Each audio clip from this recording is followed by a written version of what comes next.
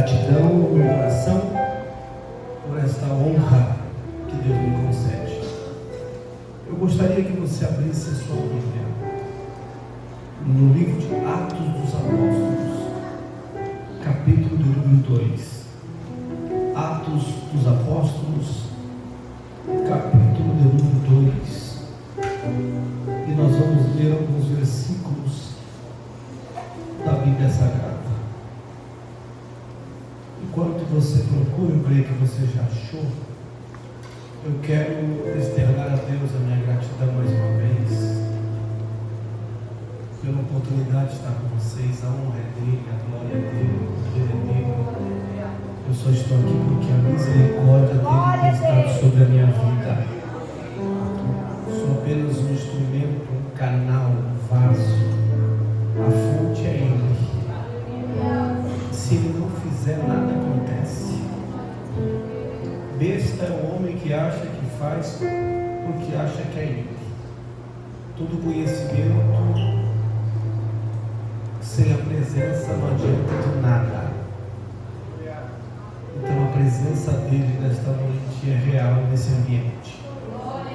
E eu disse para ele antes de assumir a tribuna: Senhor, se o Senhor não estiver comigo ali, deixa eu sentadinho aqui. Agora, se o Senhor permitir que eu vá ali, Senhor, vai comigo.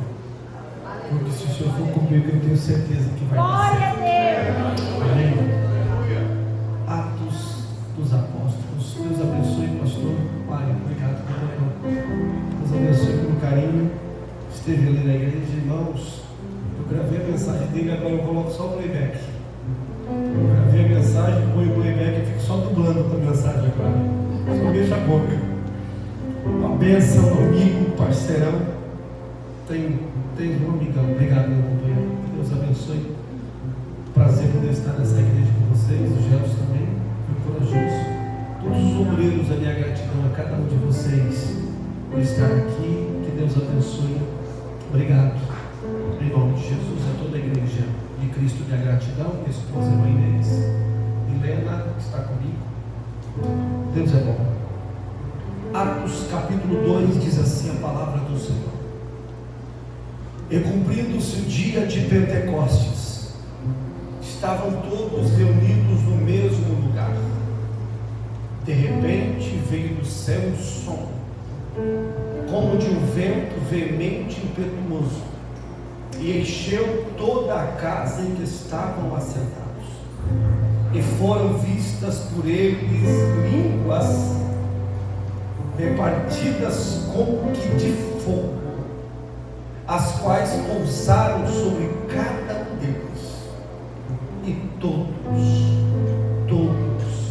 foram cheios do Espírito Santo e começaram a falar em outras línguas, conforme o Espírito Santo concedia que falassem.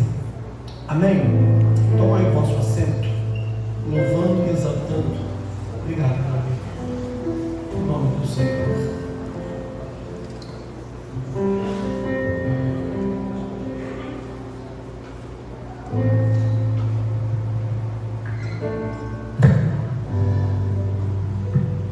Bendito seja Deus.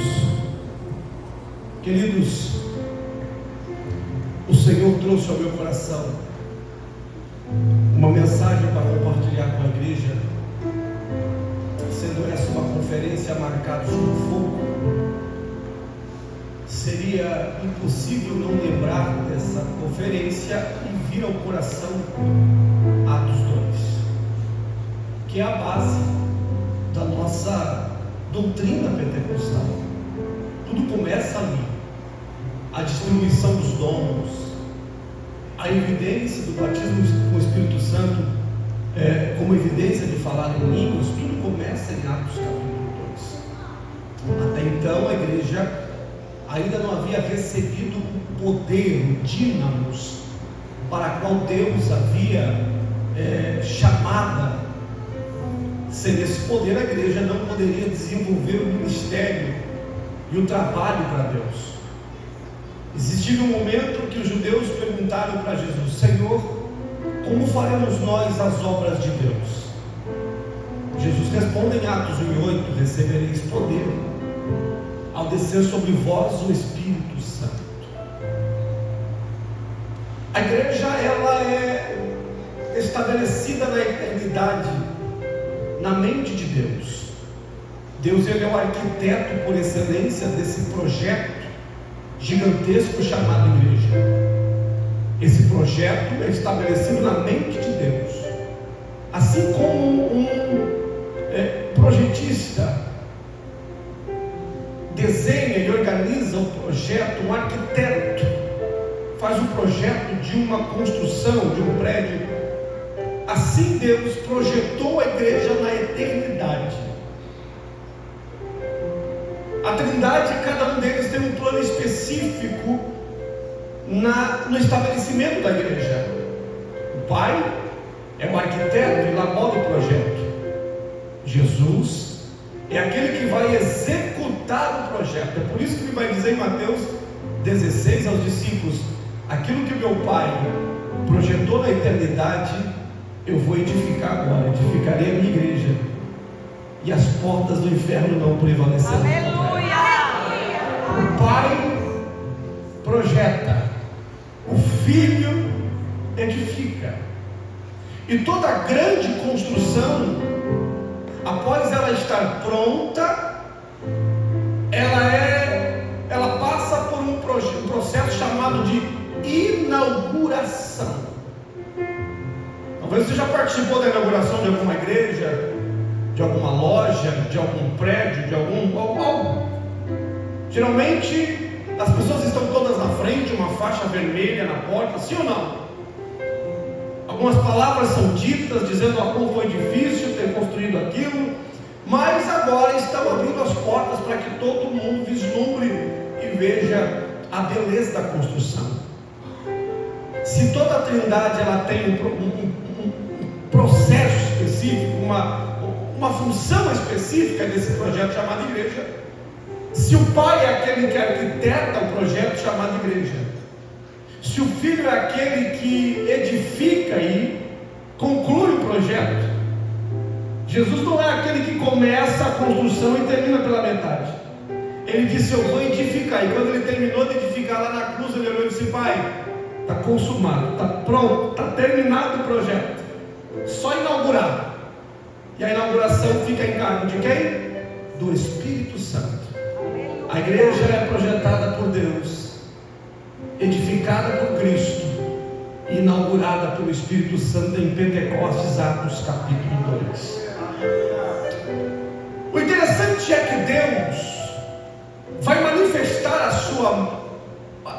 o seu poder através da manifestação do Espírito Santo, que até então, antes de Atos 2, ele não vinha de uma forma abundante, plena, ele vinha de uma forma esporádica, e não era sobre todos os homens e mulheres, era apenas a um grupo específico de pessoas. E a história bíblica deixa claro que se você não fosse um sacerdote, se você não fosse um rei, se você não fosse um profeta, dificilmente você receberia a presença do Espírito Santo em você, porque a manifestação do Espírito Santo era dada para capacitar o indivíduo para realizar algo extraordinário para Deus. Então ele vinha, capacitava e se retirava. Isso é tão evidente que quando Jetro olhou a Moisés e disse: você vai morrer se continuar desse jeito, a carga é pesada, é muita gente. Você começa às 5 da manhã e vai dormir 3 horas da manhã, não tem como, você vai se desgastar, e Deus não vai poder usar você doente. Deus quer que você esteja em posse das suas faculdades mentais e físicas para realizar esta obra. Então cuida da tua saúde, que eu faço, divide a carga. Aleluia. Eu não sei você, irmão, mas eu estou com uma alegria do Espírito. Ele olha para Moisés e disse assim: divide a carga. Ele disse: como é que eu faço? Divide, chama pessoas, capitães de 10, divide aí. As pequenas causas vai ser determinada para determinadas pessoas. Só as coisas mais difíceis vão vir para ti, assim não vai ficar tão pesado. Ele ouve o conselho de Jetro, porque a Bíblia diz que na multidão de conselhos há sabedoria. O grande problema é quando o camarada quer fazer tudo pela própria cabeça, e às vezes está errado, não quer ouvir conselho. Moisés disse: gostei. Ele aceitou o conselho de Jetro e foi em oração falar com Deus, porque o homem de Deus não toma decisão sem antes orar. O homem de Deus não toma decisão sem antes pedir a direção de Deus. E ele disse: Deus, eu sei que eu fui chamado, mas está pesado, eu estou cansado, eu acordo arrebentado, é muito difícil. O senhor pode me ajudar? E eu recebi o conselho de Jetro, meu sogro, para dividir a carga. Eu disse assim: gostei do conselho dele. Então chama homens, quantos? Eu quero 70. Chama na tenda da congregação, porque até então não existia um tabernáculo. O tabernáculo ainda era uma planta que Deus entregaria para Moisés. Então chama 70 e eu vou derramar sobre eles o Espírito? Não. O que o senhor vai fazer? Eu vou tirar do Espírito que eu coloquei em você e vou dividir por 70. E a Bíblia diz que Moisés chama os 70. Só que em vez de vir 70, sempre tem aquele que é atrasado. O culto começou, 68 estava lá para receber a presença, mas 2 ainda não tinha chegado. Moisés disse assim: já está na hora de começar o culto, Senhor, o que eu faço? Levanta a mão e eu vou dividir do Espírito que está com você. E quando Moisés estende as mãos, Deus divide o Espírito que está com ele e os 70. E a Bíblia diz que eles são cheios do Espírito. Os 2 atrasados estão chegando no pátio da igreja. O Espírito Santo moveu dentro da igreja, da tenda da congregação, e foi lá fora e pegou os 2. Os 2 começaram a profetizar, aleluia, no pátio do arraial, aleluia. Quando olharam e disseram: Moisés, Josué, tem 2 meninos lá malucos pulando, profetizando, cantando, parece profeta, mas o pai não é profeta, não tem histórico de profeta na casa deles, e eles estão profetizando. Josué foi lá e avisou Moisés: Moisés, tem 2 doidos lá do lado de fora que não estão de acordo com o que eu aprendi, estão pulando e saltando, não tem histórico de profeta e estão profetizando. Moisés não disse: conta quanto tem. Josué disse assim: são 68. Deus mandou trazer 70. Esses 2 estão do lado de fora. O que eu faço? Quer que eu prenda eles? Moisés disse: Josué está com ciúme. Que o problema é aquele, não. Hoje em dia o camarada é usado e não quer que os outros sejam usados. Se o outro é usado, ele fica bravo, ele fica de bico virado, ele se torna adorador de Alá, já viu? Aleluia. Enquanto ele prega, ele quer que todo mundo dê glória. Quando ele prega, quando o outro prega que ele não gosta, ele fica lá. Está se achando, lá, está se achando, lá, está se achando. Tem lugar para todo mundo na obra de Deus. E Moisés falou: Josué está com ciúme de mim. Josué disse: não, Senhor, eu só quero proteger a santidade do tabernáculo e do altar. Moisés disse assim: Josué, quem dera não só os 68 dentro da congregação, quem dera só não os 2 do lado de fora, Josué, mas quem dera todo Israel fosse cheio do Espírito Santo. E Deus gostou do desejo de Moisés. Deus gostou desse desejo. E Deus gostou tanto que ele disse assim: vou fazer uma promessa. E ele levanta quem? Joel no capítulo 2. E diz: chegará o tempo em que derramarei do meu Espírito sobre toda a carne. Vossos filhos e vossas filhas profetizarão. Vossos jovens terão visões. Vossos anciãos terão sonhos. E digo mais: não vai ser só rei, não vai ser profeta, não vai ser só sacerdote. Até sobre escravos e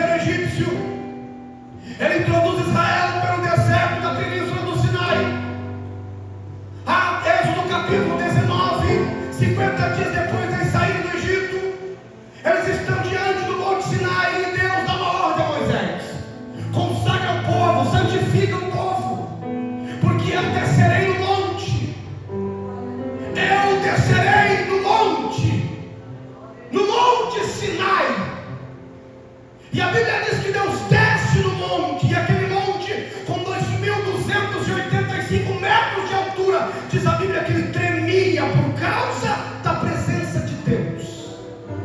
O povo olhava no cume do monte, e a Bíblia diz que havia como que chamas de fogo. Quando Deus desce no monte, o monte treme, e a Bíblia diz que durante o dia e a noite havia zumbido de buzina, barulho, anunciando a chegada do Deus Todo-Poderoso, o El Shaddai. Deus chama Moisés, e para Moisés, Deus entrega nas suas mãos a sua lei, os seus preceitos, as suas ordenanças, um conjunto de regras que vai reger a conduta moral, a conduta civil e religiosa da nação. Um total de 613 mandamentos, 613 preceitos que vão reger o culto, a adoração, a conduta da nação. Esses 613 preceitos divididos em 3 classes. A primeira classe, chamada de lei moral, era esta lei que regia e guardava a santidade do arraial. Era ela que tentava impedir que Israel caísse nos pecados morais. É nesta lei que está incluso os 10 mandamentos. Os primeiros 3 trata-se do relacionamento do homem com Deus. Não terás outro Deus diante de ti, não farás para ti imagem de escultura, não se prostrará diante de outro Deus. Relacionamento, homem com Deus. Os últimos 7 trata-se do relacionamento moral de homem com homem. Não mentirás, não furtarás, não darás falso testemunho, não cobiçarás. Questão moral, porque Deus exige santidade no meio do seu povo. Deus estabelece leis e ordenanças. A segunda classe de leis, chamada de lei civil, era esta lei que guardava o direito de cada cidadão, o direito à posse, o direito à sua propriedade, guardava as suas possessões. A terceira classe de leis era chamada de lei religiosa, e era esta lei que regia a forma de culto. Porque Deus não quer um culto bagunçado, Deus quer um culto ordenado. Então Deus diz assim: é assim que o sacerdote tem que se vestir, é assim que o sacerdote tem que se conduzir. É a lei religiosa que dizia como que o sacerdote devia se apresentar. Era a lei religiosa que mostrou a Israel quais eram os animais impuros, quais eram os animais limpos. Era a lei religiosa que dizia quais eram os tipos de sacrifício e holocausto que Deus aceitaria. A lei religiosa dizia assim: vocês querem prestar um culto para mim? Então o padrão do culto é ditado por mim, não é ditado por vocês. Dentro da lei religiosa, Deus estabeleceu um conjunto de festas, um total de 7 festas, chamadas de festas religiosas, que Israel parava o que estava fazendo, se reunia no centro de adoração, enquanto no deserto era o tabernáculo, quando entra na terra prometida é Siló, depois da conquista de Davi em Jerusalém, muda só para Jerusalém, mas aonde era o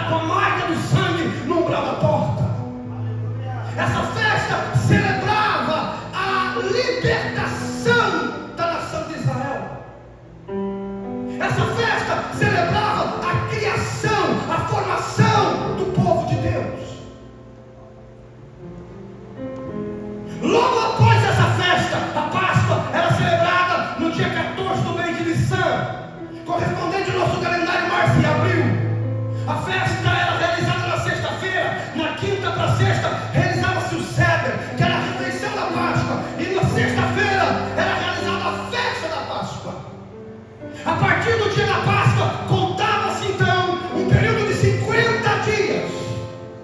E no 50º dia, se realizava então a segunda maior festa, que era chamada de Festa do Pentecostes. Como ela era celebrada 50 dias depois da Páscoa, ela recebeu esse nome porque Pentecostes significa 50º. Nessa festa, como ela era interligava, ela era junto com a colheita da cevada e do trigo. Essa festa também era conhecida como festa da colheita ou festa da primícia. Era nessa festa que Israel iniciava a colheita do fruto da terra, o trigo, e trazia os primeiros frutos e entregava no altar para Deus, agradecendo ao Senhor, porque aquele ano eles teriam a provisão para se manter. O interessante é que essa festa, nesse período, era época de grandes ventos e fortes tempestades em Israel. Nessa festa, eles se reuniam para celebrar a Deus e agradecer a entrega da lei, a entrega da sua palavra. Eles glorificavam a Deus, porque Deus entrega nas mãos de Moisés a sua lei, os seus preceitos e a sua diretiva. Então eles se reúnem para agradecer ao Senhor. Obrigado, Deus, por a tua lei. A terceira e última festa era chamada Festa do Tabernáculo, ou Festa de Sucote. Era o período em que Israel deixava as suas casas e por um período de 7 dias ia habitar debaixo de tendas. Faziam isso em agradecimento a Deus. O que eles celebravam nessa festa, pastor? Eles celebravam a provisão, a proteção e a misericórdia de Deus, que durante 40 anos no deserto, Israel não tinha uma terra para chamar de sua, uma casa para chamar de sua, mas Deus o sustentou com o maná que veio do céu, com a água que vinha da rocha, uma coluna de nuvem durante o dia e uma coluna de fogo durante a noite. Então, debaixo das cabanas, pastor Mário, eles cantavam e agradeciam, dizendo: Deus, obrigado pela sua provisão, obrigado pela sua proteção, obrigado pelo seu cuidado. O Senhor tem sido bom para com Israel. Agora preste atenção que Atos 2 diz que o dia em que o Espírito Santo é derramado é o dia do último dia da grande festa chamada Pentecostes. Jesus havia sido sacrificado na Páscoa, ressuscitou ao terceiro dia. Durante 40 dias ele aparece a 500 irmãos. Ele ensina e dá as últimas instruções aos discípulos nesses 40 dias. 40 dias depois, ele está no Monte das Oliveiras e assunta aos céus. Antes de ser assunto aos céus, ele dá uma ordem aos discípulos: ficai em Jerusalém, até que do alto sejais revestidos de poder. A promessa que Joel fez, a promessa que Isaías fez, a promessa que Ezequiel fez, eu vou cumprir daqui a pouquinho. Eu só quero que vocês voltem para dentro do cenáculo e peçam, clamando pela promessa. Os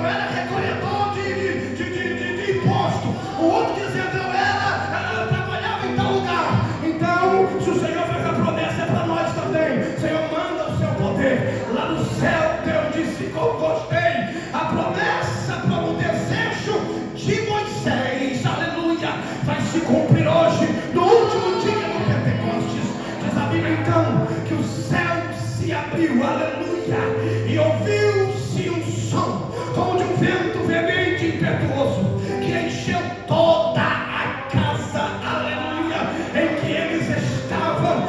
Antes de encher você, primeiro ele enche a casa. Antes de encher você, primeiro ele enche o ambiente. Ele muda o ambiente, ele transforma o ambiente, ele renova o ambiente, aleluia, para que a liberdade de Deus possa se manifestar na tua vida. Encheu o ambiente, e a Bíblia diz que todos, aleluia, foram cheios do Espírito Santo e começaram a falar em outras línguas, conforme o Espírito Santo permitia que falassem. Presta atenção, porque eu vou começar a entregar tudo que Deus colocou no meu coração enquanto eu orava nesta manhã diante dele. Querido irmão e irmã, Deus vem nesta noite dizer que está cansado de prática religiosa, que está cansado de culto sem essência e sem presença. A festa do Pentecostes era uma festa realizada todos os anos. Havia um protocolo para celebrar essa festa. Todos os anos o povo se reunia e já sabia como começava e já sabia como terminava. Eles sabiam que o sacerdote que ia ministrar, eles sabiam como é que era o ritual. Se tornou algo cansativo e religioso, mas naquele dia Deus do céu olhou e disse: sabe de uma coisa? Estou cansado de culto frio, estou cansado de festa parada. Eu vou quebrar o protocolo, eu vou derramar. E o anjo diz assim: sobre o sacerdote eu já se foi a lei, sobre o profeta mais a lei, sobre o rei Herodes não mais a lei. Sobre quem? Sobre o servo e sobre a serva, sobre o servo e sobre a serva. E veio do céu. Ei, deixa eu te dizer uma coisa aqui: culto sem presença, reunião sem o Espírito, festa sem a glória, não vale de nada. É reunião vazia. O que transforma o ambiente, o que gera vida nesse lugar, não é a palavra bonita do pregador, não é a canção bem entoada pelo cantor, mas é a manifestação gloriosa do Espírito Santo de Deus. Enquanto ele vem, o lamante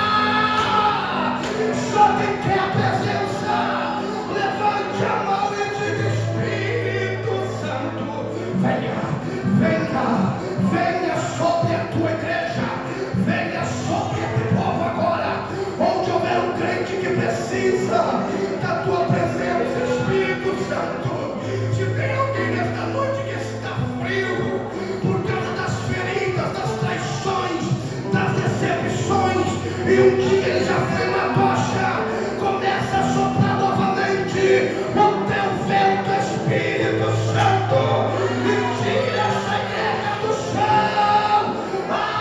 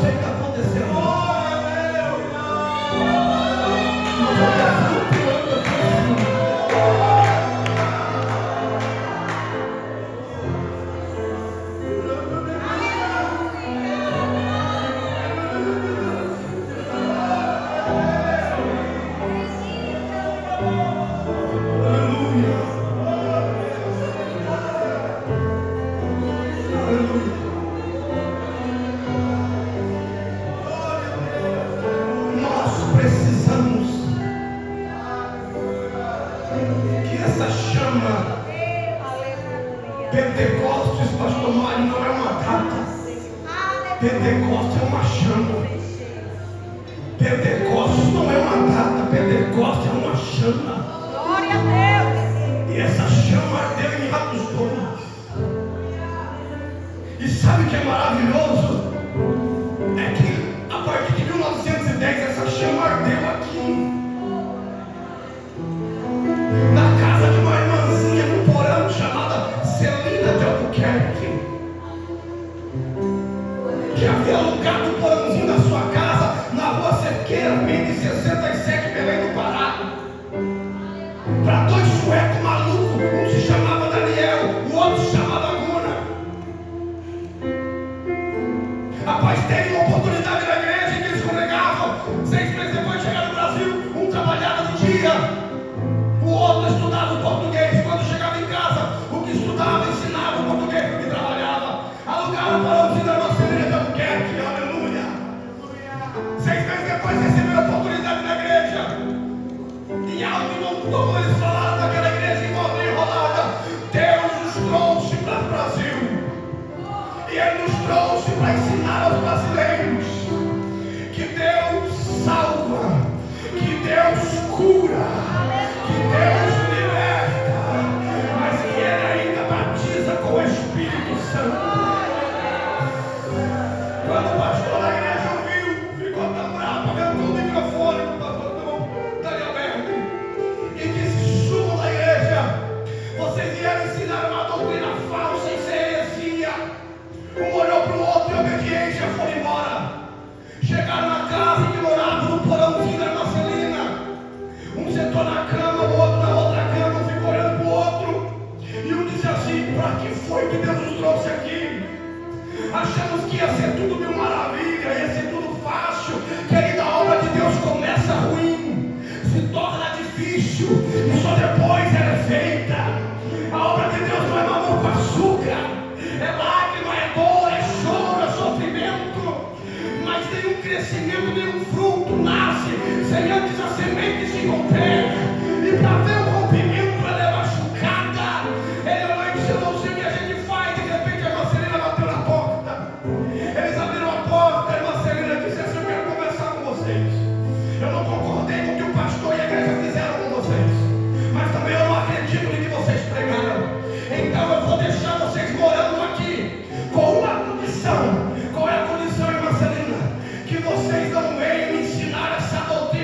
aliança de batismo com o Espírito Santo, com evidência de falar em língua estranha.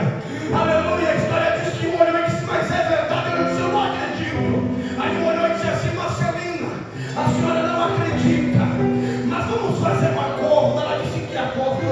Hoje às 3 horas da manhã nós vamos levantar para orar. Oh Deus, oh Deus, nós vamos levantar para orar. E se o Espírito Santo acordar a senhora para orar, a senhora promete para nós que ora pedindo batismo. Ela disse assim: negócio de orar de madrugada é coisa de maluco, nós não acreditamos nisso. Mas se o Espírito Santo me acordar, eu oro. Aleluia. Negócio fechado. Irmã Celina foi para dentro de casa. Irmã Nazaré, que era empregada da irmã Celina, dormindo no outro quarto, 3 horas da manhã. Aleluia. Frio na cidade de Belém do Pará. De repente um levantou, acordou 3 horas da manhã, dobraram o joelho. Aleluia. E começou a orar, e o outro também, dizendo: Senhor, acorda, irmã Celina, Jesus. Desperta, irmã Celina, Espírito Santo. Aleluia. De repente o relógio da irmã Celina tocou. Ela foi olhar, é 3 horas da manhã ainda. O que está acontecendo? Quando ela quis voltar a dormir, ela se lembrou da promessa que ela havia feito para os 2 malucos. Aleluia. Ela dobrou o joelho na cama e começou a orar e disse: Senhor, se o que aqueles 2 homens pregaram na igreja é de ti, se for de ti, Senhor, eu também quero receber. E o Espírito Santo disse: é pra já. Na madrugada de novembro de 1910, o Espírito Santo descia sobre a irmã Celina e ela recebia a presença do Espírito Santo e começava a falar em novas línguas, e Deus incendiava a terra brasileira através da manifestação do seu Espírito.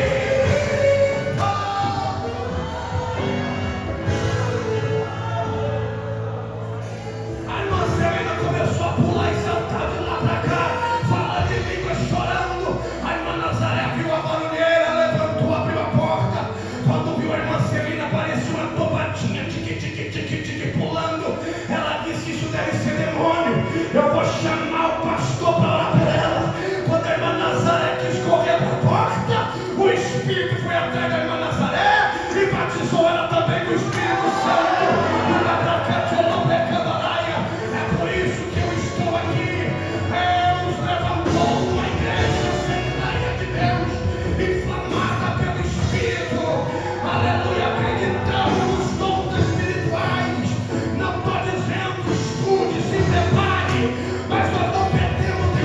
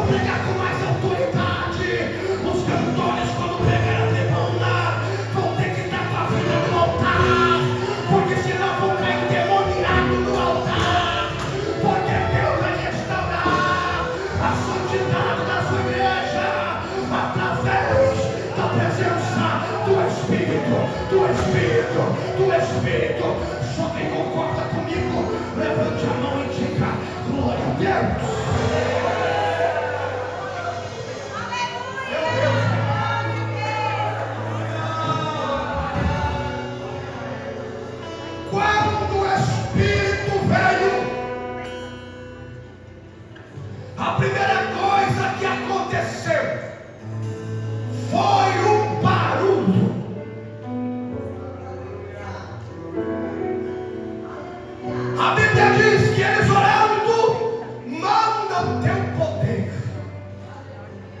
Quando de repente a primeira coisa que veio foi um barulho.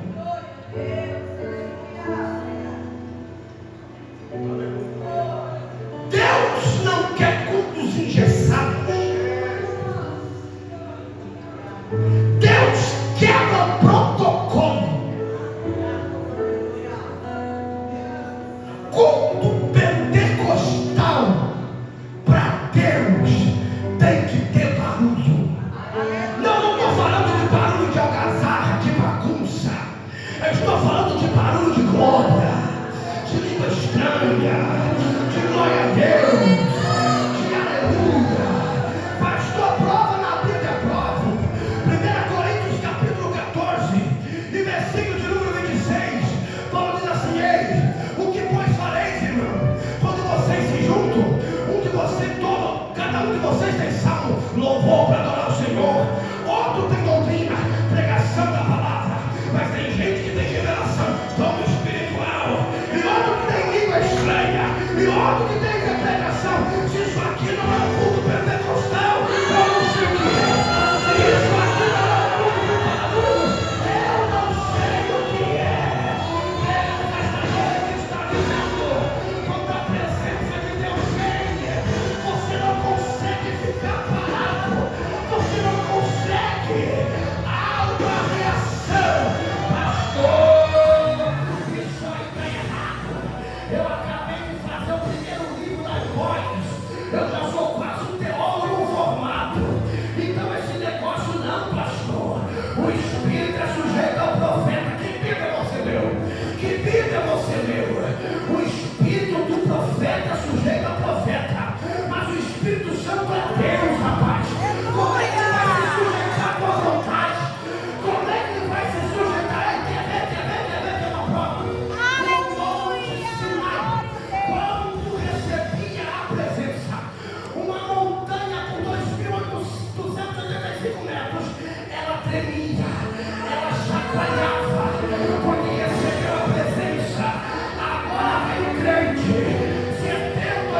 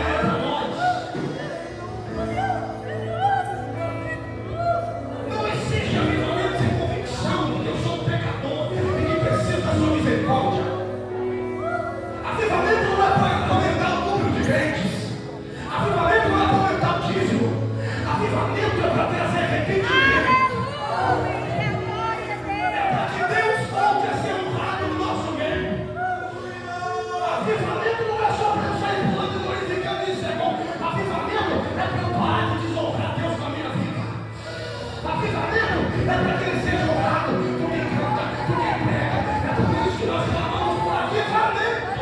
Aleluia. Que é uma prova. Deus orou e disse assim: uma vez por ano, o sumo sacerdote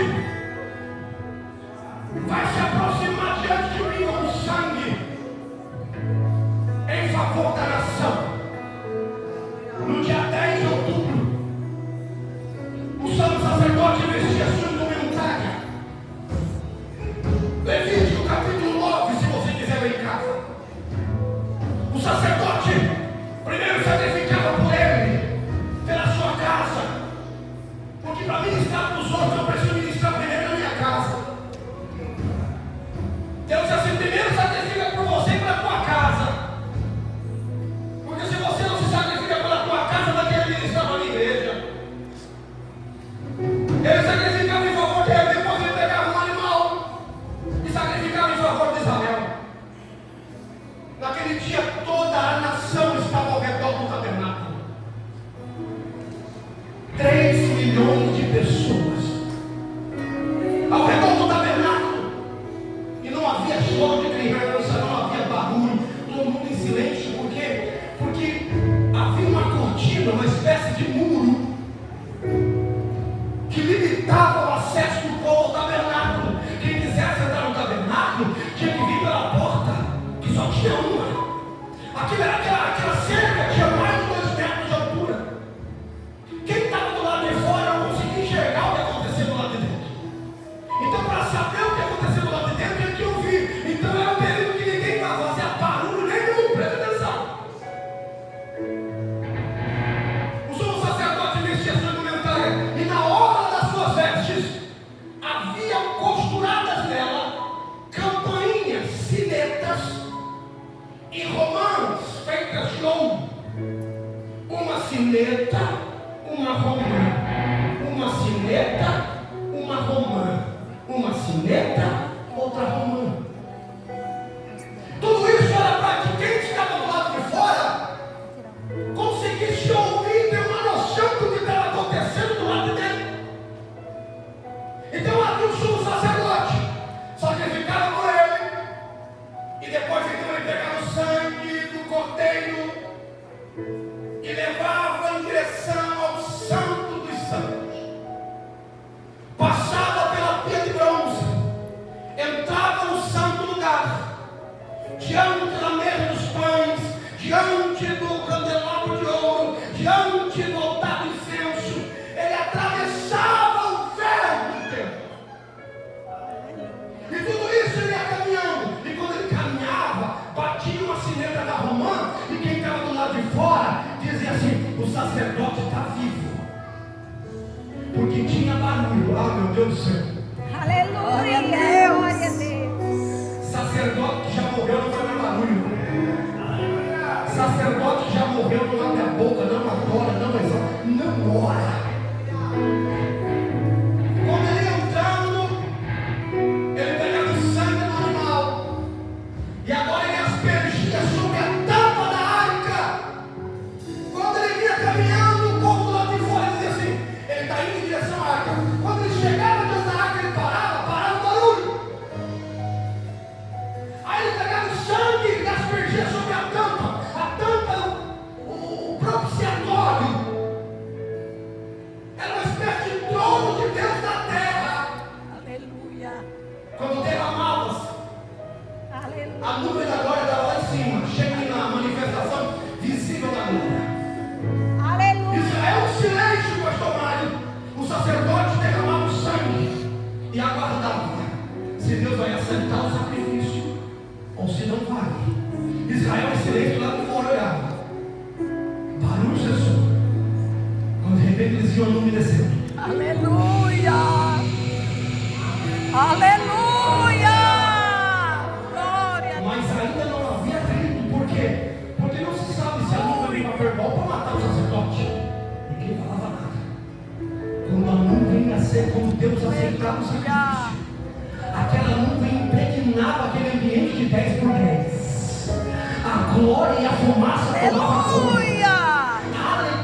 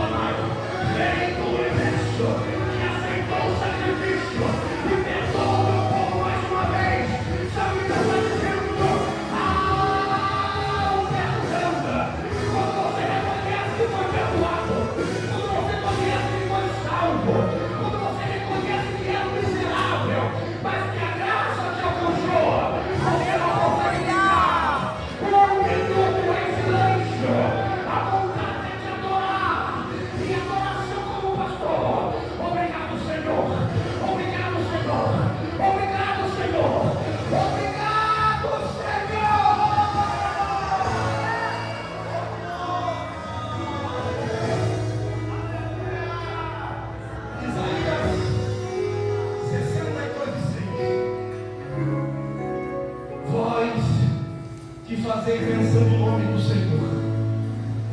Não haja silêncio em vós. Aleluia. Chega de mundo frio. Chega de pregadores paralisados. Significa isso. Porque no grego quer dizer isso. Porque no hebraico quer dizer isso. Porque o mistério da água solar. Porque não sei o que lá. E o demônio está lá com o ladrão. O demônio está lá com a prostituta.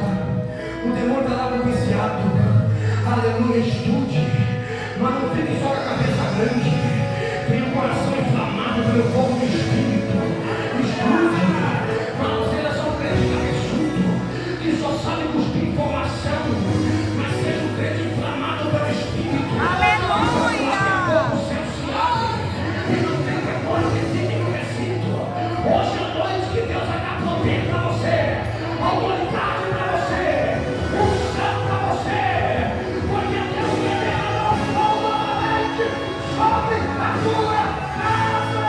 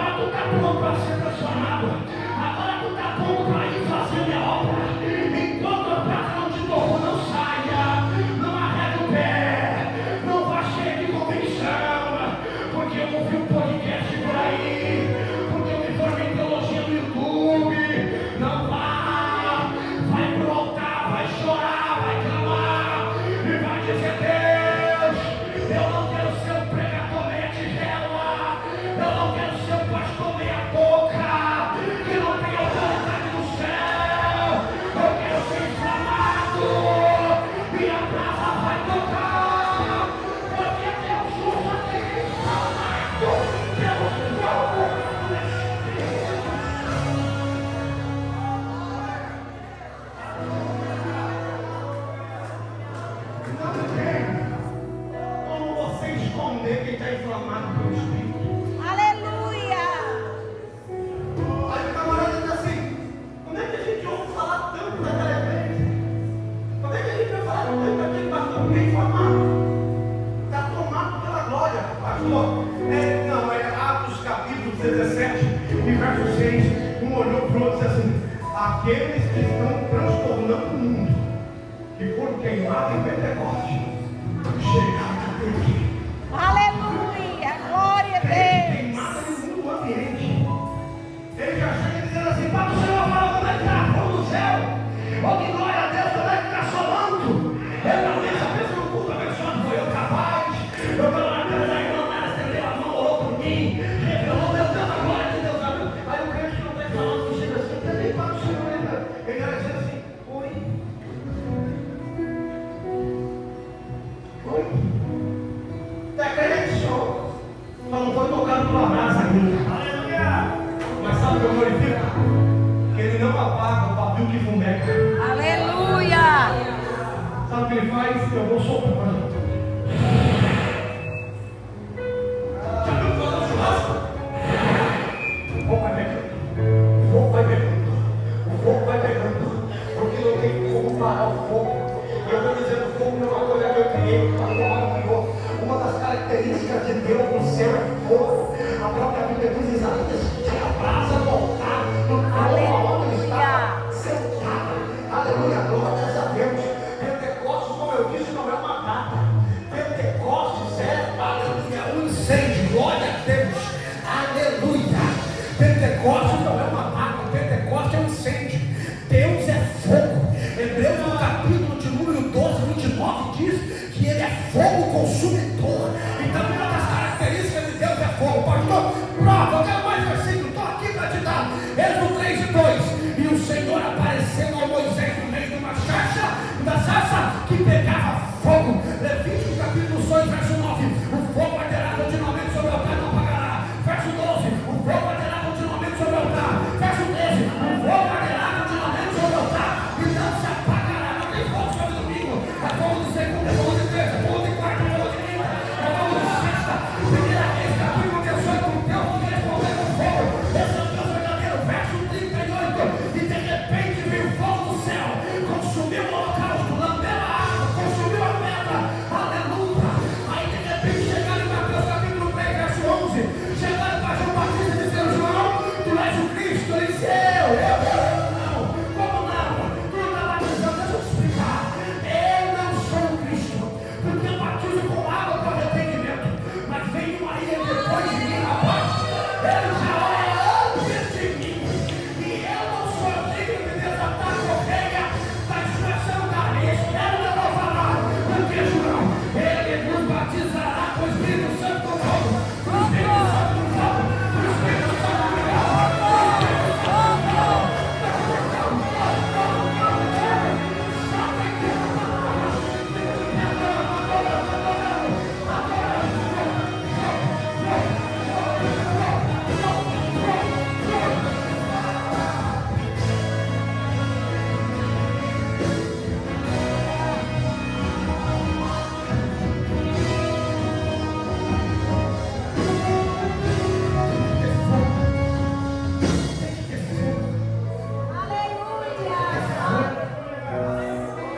Chega de tudo engessado. Chega de você entrar de um jeito e sair do mesmo jeito. Aleluia. Perguntaram para o Quintin Littlewood: como é que se faz para avivar uma igreja? Ele disse que avivar uma igreja coloca fogo no púlpito. Jonathan Edwards, um dos maiores avivalistas, ele disse: ou você coloca fogo no teu sermão, ou pega ele e joga no fogo. Porque a igreja precisa sentir esse avivamento. Estamos vendo cultos frios e nos acostumando com ele. O crente vem de um jeito e vai do mesmo jeito. O crente vem de um jeito e vai do mesmo jeito. Aí o camarada diz: por que a minha igreja está vazia? Ninguém vem, está tendo ninguém embora. É porque não tem fogo no altar. É porque não tem fogo no altar. É porque não tem fogo no altar. Essa semana eu vi com os obreiros, ele disse assim: o negócio é o seguinte: ou vocês entram no mando comigo, ou eu vou colocar uma cadeira para vocês lá embaixo. Porque eu quero no altar gente inflamada, gente tomada pela presença.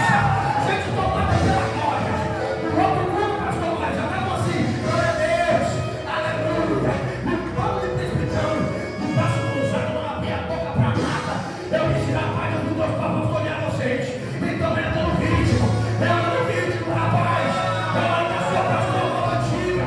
Eu ainda sou aquele que fala o microfone, que soa a camisa, que sai correndo, sabe por quê? Porque eu cresci, eu desenvolvi, e eu venho do mistério. É tudo assim, é tudo assim, é tudo assim, é tudo assim.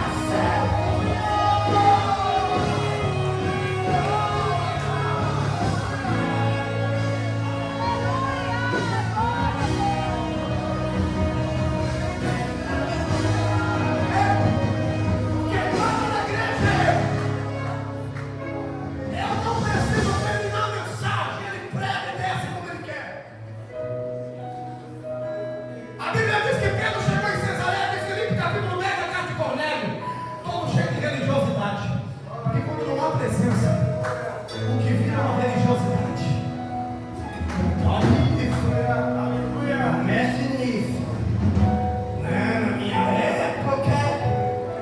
minha época eu orava muito, porque não ora mais. Na minha época eu ia com monte, porque não ia muito mais. Porque o joelho está ruim, então vamos já em casa. Eu não posso dar desculpa para a frieza. Eu não posso deixar e dizer que é comum, que é normal, porque não é. Aí Pedro chegou para pregar para Cornélio, a família toda, porque o anjo disse, manda chamar Pedro. E Pedro vai ensinar vocês o que tem que fazer. Aí Cornélio chegou e disse, Pedro, meu Deus do céu, vai chegar e pregar para nós aqui. Aí Pedro chegou todo cheio de religiosidade, Atos capítulo 10. Ele abre a Bíblia e diz assim, vocês sabem que a revelação primeiro veio para nós, os judeus, porque nós somos santos.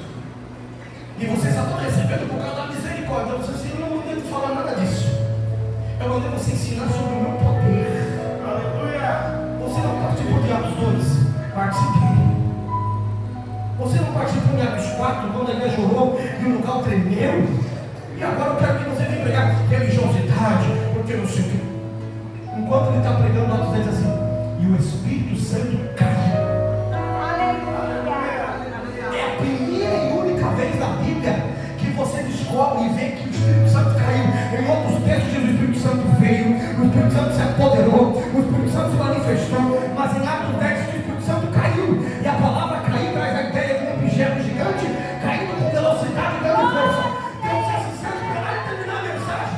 O povo vai dormir. Então eu vou quebrar no meio agora e vou mandar agora o meu poder. Aí esse é o poder. Pedro está pregando assim, quando Pedro pregava, o Espírito Santo caiu sobre a casa do Cornélio e todos foram cheios do Espírito Santo. Só está cheio agora. Levante a mão em cima e 30 segundos de glória. 30 segundos de glória.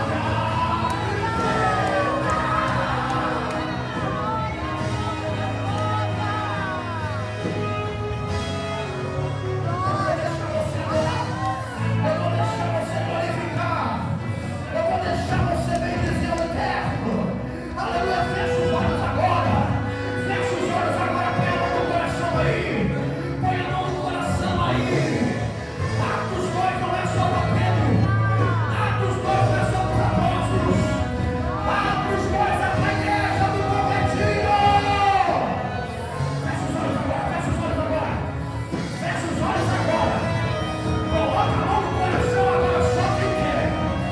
Só quem quer. Eu vou orar agora, eu vou orar agora aí. Fecha os olhos. Deus, tu me conheces. E tu me sondas. E eu sei que tu estás nesse ambiente. A mensagem que eu preguei não é minha, é tua.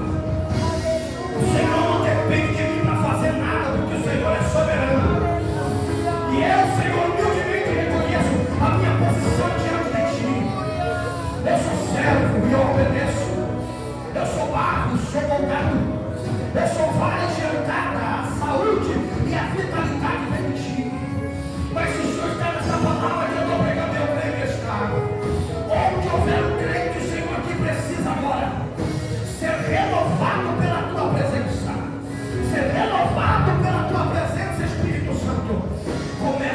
manifestar agora.